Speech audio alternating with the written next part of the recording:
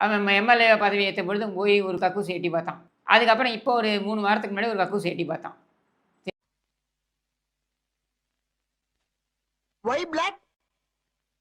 Sham black. சரியா? அது இவன் புத்தி. இவனோட டிஎன்ஏ அது. கக்கூஸ் எட்டி பார்க்கறது.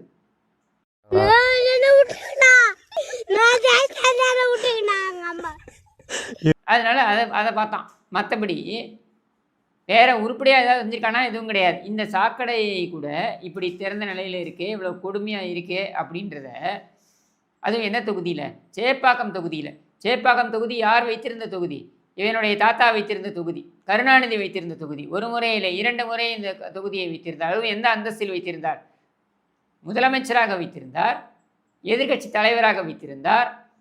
அப்படியெல்லாம் வைத்திருந்த தொகுதியை இதுவரைக்கும் ஒரு சாக்கடைக்கு செய்ய மூடுறது கூட வசதி இல்லாமல் வைத்திருக்கிறார்ன்றது யாருடைய தவறு?